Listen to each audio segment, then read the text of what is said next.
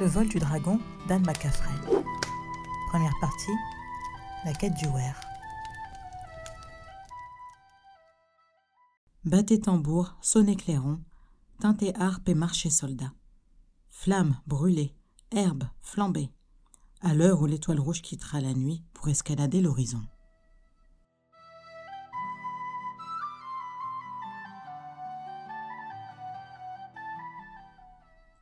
Lessa s'éveilla, elle avait froid.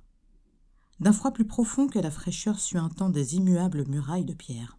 D'un froid présageant un danger plus grand que celui qui l'avait chassée, 10 révolutions plus tôt, et obligée à chercher refuge, gémissant de terreur, dans la tanière puante du guet-de-garde. Raidie par la concentration, Lessa restait étendue dans l'odeur forte de la fromagerie où elle dormait, la nuit venue, avec les autres filles de cuisine. Le présage de malheur annonçait un danger plus grand que tous les autres pressentiments qu'elle avait eus jusqu'alors. Elle entra en contact télépathique avec le guet-de-garde qui faisait sa ronde dans la cour. Il tournait en rond, tirant sur sa chaîne à la limite de l'étouffement. Il était nerveux, mais ne percevait aucun danger inhabituel dans la pénombre de l'aube. Lessa se roula en une petite boule serrée d'eau et de nerfs, pelotonnée sur elle-même pour soulager la tension qui lui crispait les épaules. Puis, se forçant à se détendre, un muscle après l'autre, une articulation après l'autre, elle essaya de déterminer quelle menace subtile était ainsi capable de l'éveiller, sans alerter la vigilance du guet-de-garde. Le danger ne se trouvait pas à l'intérieur des murs du fort de Ruata, c'était certain, ni à proximité du périmètre d'allées faisant le tour du fort, où les herbes croissant dans les interstices des pierres témoignaient de la détérioration du fort, autrefois impeccablement nettoyé de toute verdure. Il ne s'avançait pas non plus sur la chaussée empierrée venant de la vallée, aujourd'hui presque abandonnée. Pas plus qu'il ne se tapissait au pied de la falaise du fort, dans les lopins caillouteux des artisans. Son odeur n'était pas apportée par le vent qui souffrait des froids rivages de Tilek. Et pourtant, tous les sens de Lessa frémissaient. Tous ses nerfs vibraient dans son corps frêle. Pleinement éveillée maintenant, elle chercha à l'identifier avant que l'avertissement prémonitoire ne disparût. Elle sonda l'extérieur, vers le défilé, plus loin qu'elle eût jamais sondé. Quelle que fût la menace, elle n'était pas dans Ruata, pas encore. Elle ne lui paraissait pas familière. Ce ne pouvait donc être Fax. Lessa avait éprouvé une prudente satisfaction à ne pas voir paraître Fax au fort de Ruata au cours des 3 dernières révolutions.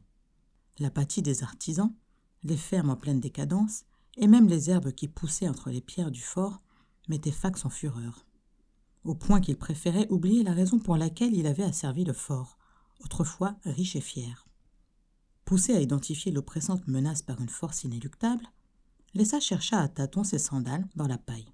Elle se leva, brossant machinalement de la main les brins accrochés dans ses cheveux embroussaillés, qu'elle noua rapidement en un grossier chignon sur sa nuque. Elle se fraya un chemin au milieu des filles de cuisine endormies, pressées les unes contre les autres pour avoir plus chaud, et monta rapidement les marches usées menant à la cuisine. Le cuisinier et son goût de sauce étaient étendus sur la longue table, devant l'âtre immense, leur large dos tourné vers la chaleur des braises couvant sous la cendre, emplissant l'air de leurs ronflements discordants. Lessa traversa furtivement la caverne de la cuisine, se dirigeant vers la porte de la cour. Elle ouvrit juste assez pour livrer passage à son corps mince. À travers les fines semelles de ses sandales, elle sentait les galets glacés de la cour, et elle frissonna dans le froid de l'air matinal qui pénétrait ses vêtements rapiécés. Le guet-de-garde glissa vers elle, à travers la cour, la suppliant comme toujours de le libérer. Il se mit à son pas, et, tout en marchant, elle flatta affectueusement ses oreilles pointues et dressées. Baissant tendrement les yeux sur la tête horrible, elle lui promit une bonne friction. Arrivée au bout de sa chaîne, le guet se coucha en grondant, tandis qu'elle continuait son chemin vers les marches usées, conduisant au rempart, au-dessus de la porte massive du fort. Au sommet de la tour, elle regarda vers l'est, où les sommets noirs du défilé se dressaient dans les premières lueurs de l'aube. Hésitante, elle se tourna vers la gauche car l'impression de danger venait aussi de cette direction. Elle leva ses yeux, attirée par l'étoile rouge qui, depuis quelque temps, dominait le ciel au lever du jour. À ce même instant, l'étoile lança un dernier scintillement cramoisi, avant que sa magnificence se fonde dans l'éclat du soleil levant de Perne. Des fragments incohérents de contes et de ballades qui évoquaient l'apparition de l'étoile rouge à l'aube lui traversèrent l'esprit, trop vite pour qu'il puisse prendre un sens à ses yeux. De plus, son instinct lui disait que, bien que le danger pût aussi venir du nord-est, le péril le plus grand venait de l'est.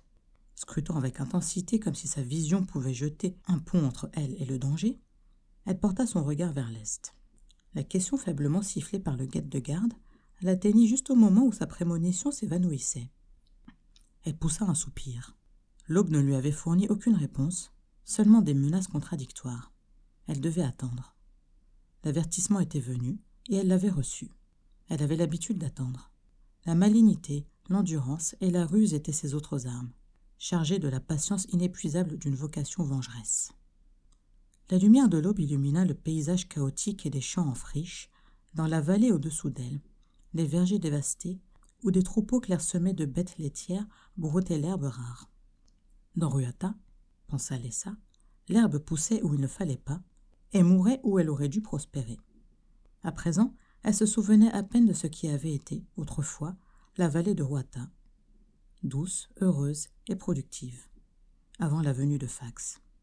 Un sourire lugubre retroussa ses lèvres, un sourire étrange sur cette bouche qui y était peu habituée.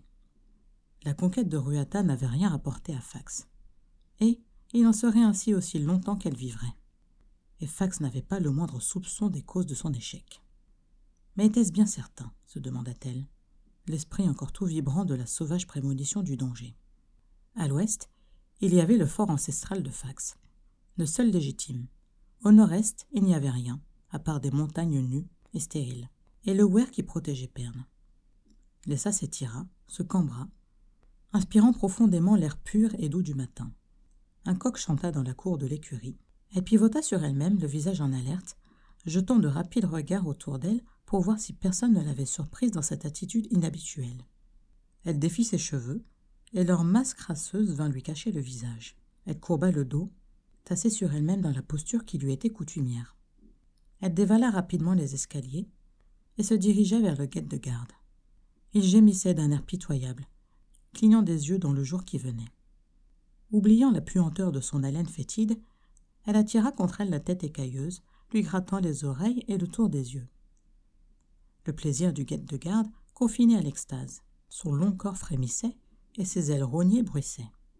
Il était le seul à savoir qui elle était et à l'aimer, et la seule créature de Pern en qui elle eut confiance. Depuis l'aube fatidique où elle avait aveuglément cherché refuge dans son antre sombre et puant, fuyant les épées sanguinaires qui s'étaient tant abreuvées du sang de Ruata. Lentement, elle se releva, lui recommandant de se montrer aussi méchant avec elle qu'avec tout le monde, si quelqu'un pouvait les voir. Il promit de lui obéir, se dandinant d'avant en arrière pour souligner sa répugnance. Les premiers rayons du soleil franchirent les remparts extérieurs du fort et, poussant un grand cri, le guet-de-garde se rua dans sa sombre caverne. Vivement, Lessa retourna à la cuisine, puis se glissa dans la fromagerie.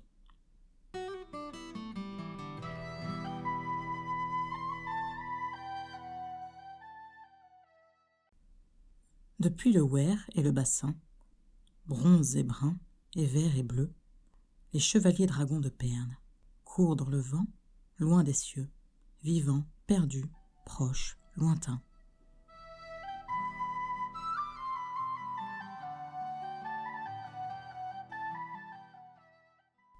Eflar, sur le long cou du bronze Mnemet, apparut le premier dans le ciel, au-dessus du principal fort de Fax, nommé aussi le seigneur des hautes terres. Derrière lui, en formation de vol, les hommes ailés apparurent. Eflar vérifia instinctivement l'ordre de formation. Il était aussi impeccable qu'au moment de leur entrée dans l'interstice. Comme Mnemet décrivait un grand arc de cercle qui les amènerait au-dessus du périmètre du fort, conformément à la nature amicale de leur visite, Eflar observait avec une aversion grandissante la décrépitude des défenses. Les fosses à pierre de feu étaient vides, et les gouttières taillées dans le roc qui s'irradiait à partir des fosses étaient vertes de mousse. Sur toute la surface de Pern, existait-il seulement un seul seigneur qui nettoya son fort de toute verdure, conformément aux anciennes lois? Eflar pinça les lèvres. Quand la quête serait finie et l'empreinte faite, il devrait tenir un conseil punitif au Weir. Et, par la coquille dorée de la reine, lui, Eflar, en serait le président. Il remplacerait la léthargie par l'industrie. Il nettoierait de cette écume verte et dangereuse toutes les hauteurs de Pern et de tous leurs brins d'herbe les remparts. Plus aucun pardon pour les étendues vertes autour des fermes. Et la dîme, depuis longtemps payée avec tant de parcimonie et de mauvaise grâce, recommencerait à affluer avec une générosité convenable dans le weir des dragons. Mnemet émit un grognement approbateur, tout en battant des ailes pour se poser légèrement sur la chaussée pavée du fort de Fax, rongée par les herbes. Le dragon bronze replia ses grandes ailes, et Efflar écouta la sonnerie d'alarme venant de la grande tour du fort. Il manifesta l'intention de descendre, et Mnemet se mit à ses genoux. Le chevalier bronze resta debout, près de l'énorme tête triangulaire de Mnemet, attendant poliment l'arrivée du seigneur du fort. Il laissa errer son regard sur la vallée, toute baignée d'une brume de chaleur en ce chaud matin de printemps. Il ignora les têtes furtives qui, des meurtrières des remparts et des fenêtres de la falaise, observaient les chevaliers dragons.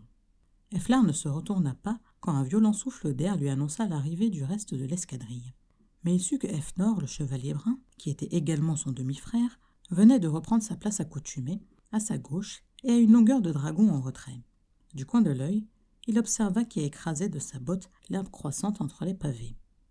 Un ordre, presque chuchoté, lui parvint de la grande cour, au-delà des grilles ouvertes. Presque aussitôt, un groupe apparut, marchant au pas, conduit par un homme trapu de taille moyenne. Mnemet arqua son grand cou, baissant la tête de telle sorte que son menton vint reposer sur le sol. Les yeux à facettes du dragon, au même niveau que la tête de Efflar, se fixèrent, déconcertés, sur le groupe qui approchait. Les dragons n'arrivaient pas à comprendre pourquoi ils engendraient une terreur aussi abjecte chez les gens du commun. Dans toute sa vie, un dragon ne pouvait attaquer un humain qu'une seule fois. Et encore, pouvait-on mettre ceci sur le compte de l'ignorance? Efflar ne pouvait pas expliquer au dragon qu'il était nécessaire, pour des raisons politiques, d'inspirer une terreur respectueuse aux gens des forts, seigneurs et manants tous ensemble.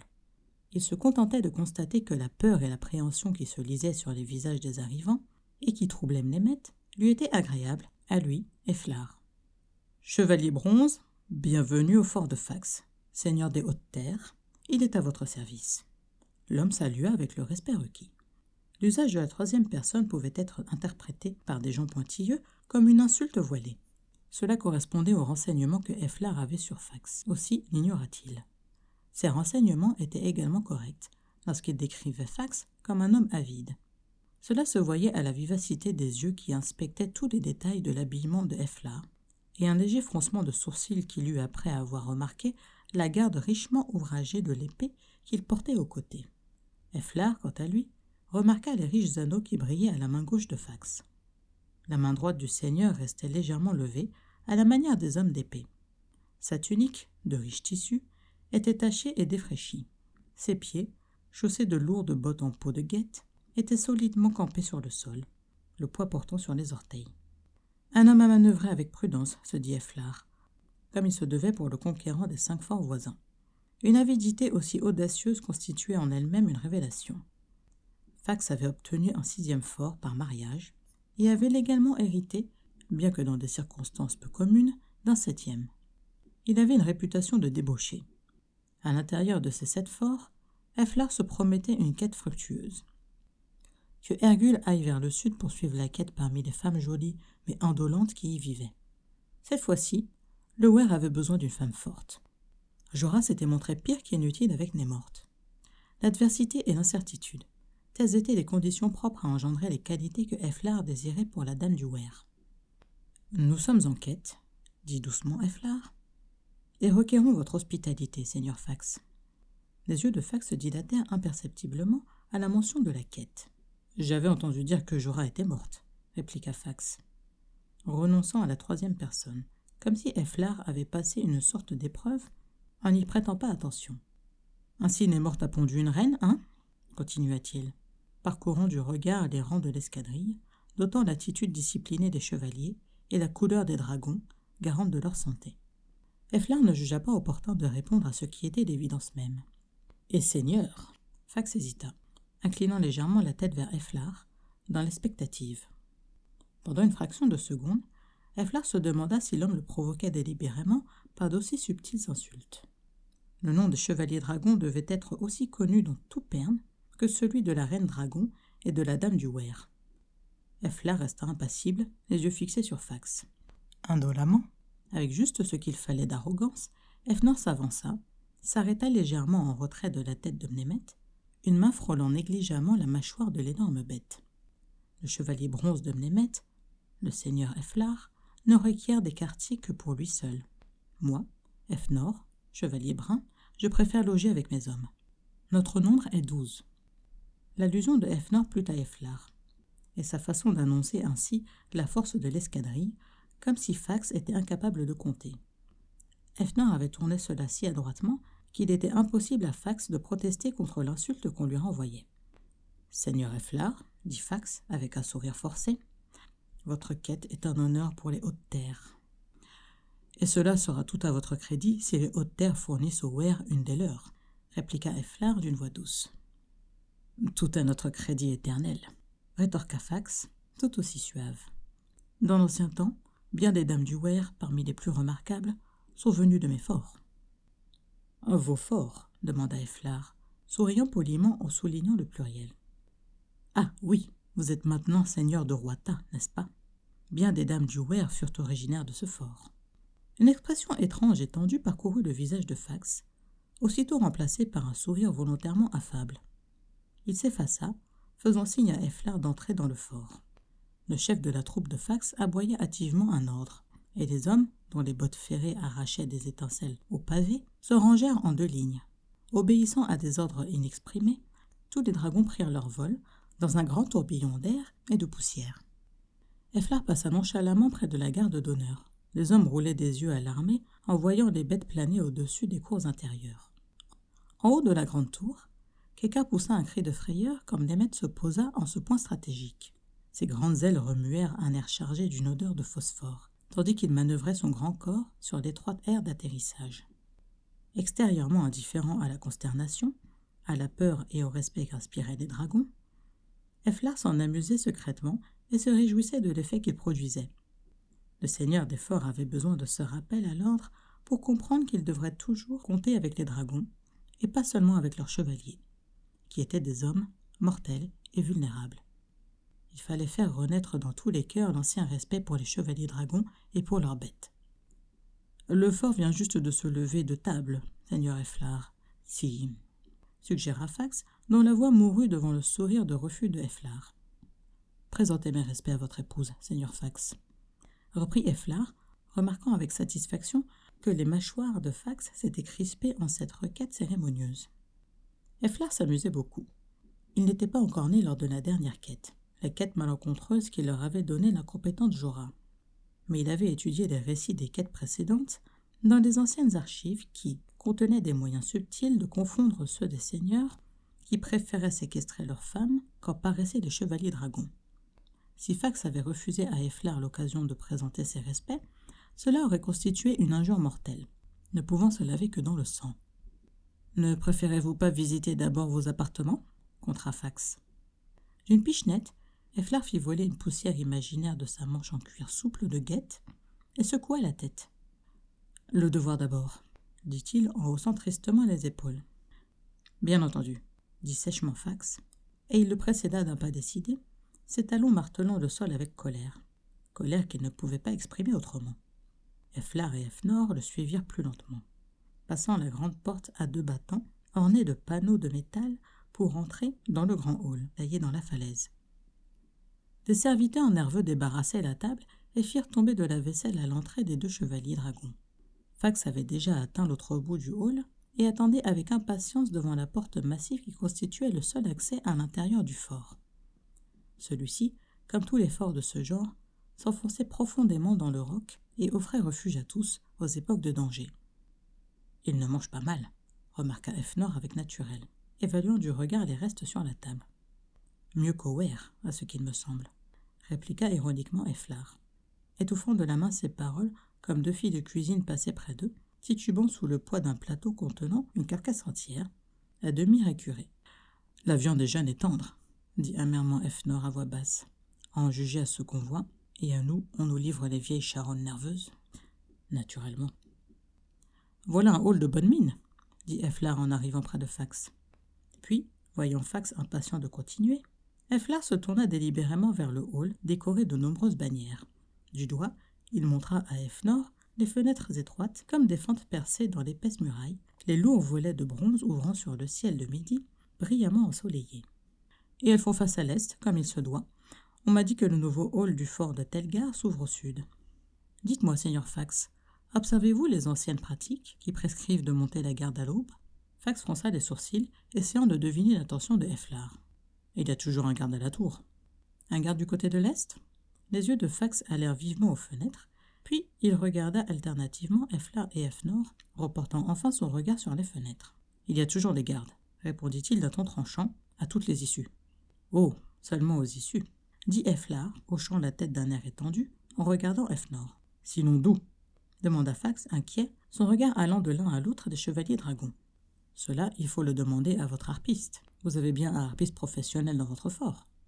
Bien entendu, j'ai plusieurs harpistes professionnels. Fax redressa les épaules. Efflar affecta de ne pas comprendre.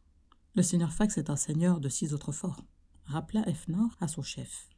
Bien entendu, acquiesça Efflar exactement sur le ton dont Fax avait prononcé ces mots un instant auparavant. Fax ne fut pas sans remarquer l'imitation, mais comme il était incapable d'interpréter une innocente affirmation comme une insulte délibérée, il s'engagea dans la pénombre des corridors. Les chevaliers dragons suivirent. « Cela fait plaisir de voir un seigneur observer encore toutes nos anciennes coutumes, » dit Efflar à Effnor, d'un ton approbateur qui s'adressait en réalité à Fax alors qu'ils entraient à l'intérieur du fort. Il y en a beaucoup qui ont abandonné la sécurité du roc et qui ont élargi leur fort extérieur dans des proportions dangereuses. C'est un risque que je trouve inexcusable. Seigneur Efflar, le risque représente un bénéfice pour d'autres, dit Fax d'un ton méprisant, en ralentissant le pas. Un bénéfice? Comment cela? Avec des troupes bien entraînées, de bons chefs et des stratégies bien pensées, il est facile d'investir n'importe quel fort extérieur, chevalier bronze.